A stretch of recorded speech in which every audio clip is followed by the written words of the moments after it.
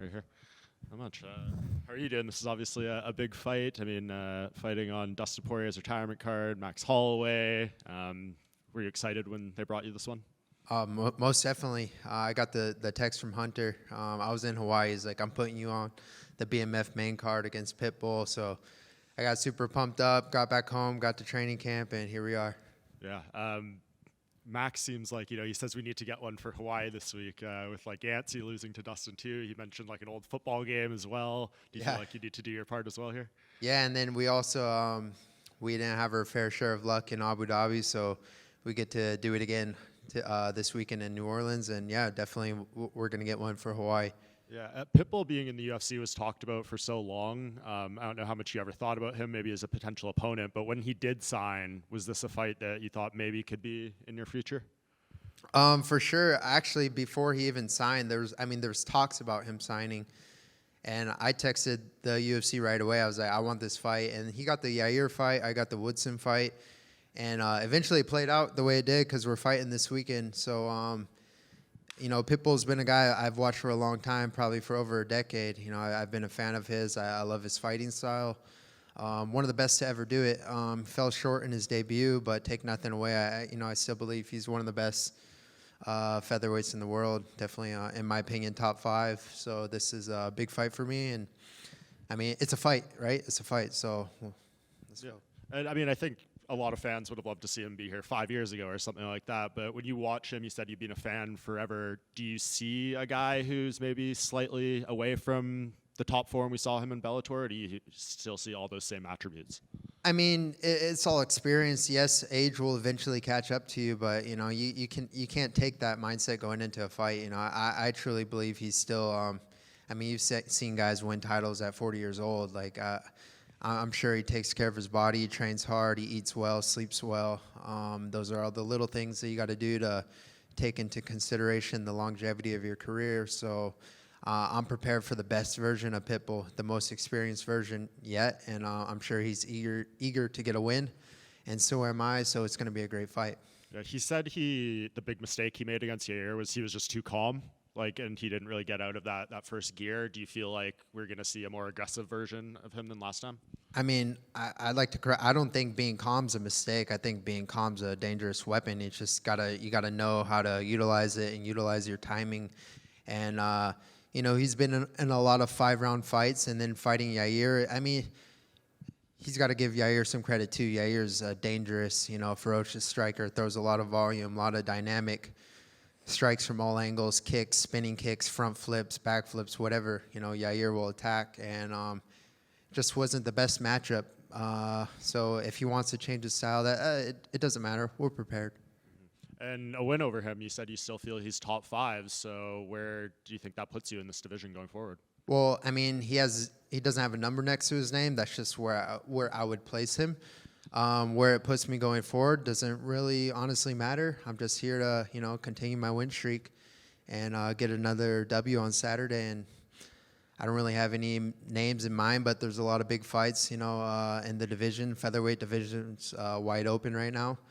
And, I don't know. We'll see what happens. Yeah, and last thing, I'm sure you've heard this one before. He said he's going to be the first one to finish you. Yes. How do you see yourself winning? Yeah, 20 guys said that. 20 guys in the UFC have said that. And so, yeah, that's not a new thing for me to hear. And how do I see myself winning is another spectacular finish by knockout. Dan, right over here, when Patricio was in here earlier, he mentioned that he expects this fight to get pretty ugly, expects basically a bloodbath, a big fight on the feet. Is that kind of what you expect coming into this fight too? That's what people like to hear, right? Fans like to hear that. I'm prepared if that happens. Look at me. I got black eyes. I get cuts. I'm sure he does too. But I expect a clean kill from my end. Again, I'm prepared. Anywhere the fight goes, on the feet, on the ground, in the wrestling, in the clinch, I'm prepared to go 15 minutes hard. And if I need to, right? But I will be looking for the finish, and I'm sure he will be too. So. Yeah, that's fireworks written all over it. And obviously, Pitbull had mentioned that last fight he said he was too calm. So with that tape, do you study that tape much, or do you kind of just have to look at different fights? Do you expect a different version of him than what we saw in his debut? I study all of his fights. I study tendencies. I don't really look at specific fights. Yair and I are completely different fighters, completely different body types. So, there's a lot of good fights you can go back and watch in the history books. I've watched his highlight reels. If you want to scare yourself at night, go watch a Patricio Pitbull highlight reel. He's got a lot of nasty finishes, and I just can't wait for the challenge. It's gonna really elevate my game, and I can't wait to step up. Your team at XC is notorious for putting together some of the best training camps and preparing very well to defeat different styles.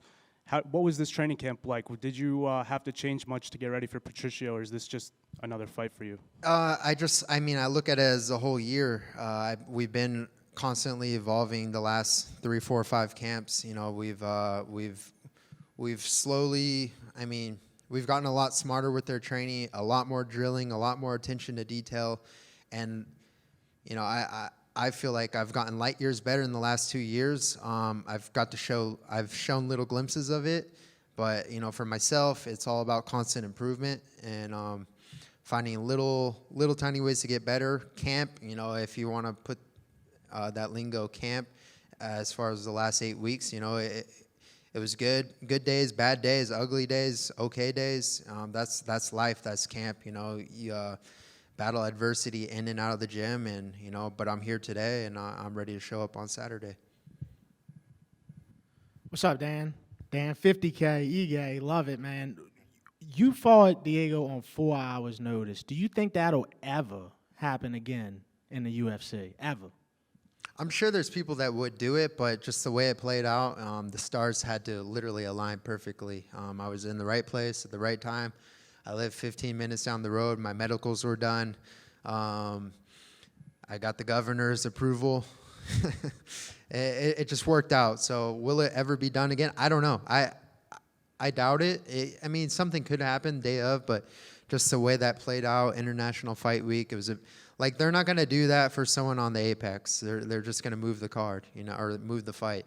But the fact, a lot of fights fell out, and they had to do something, right? So it just worked out perfectly in my favor. Not the decision, but the way it all played out and how I got the fight. I don't know if it'll ever happen again.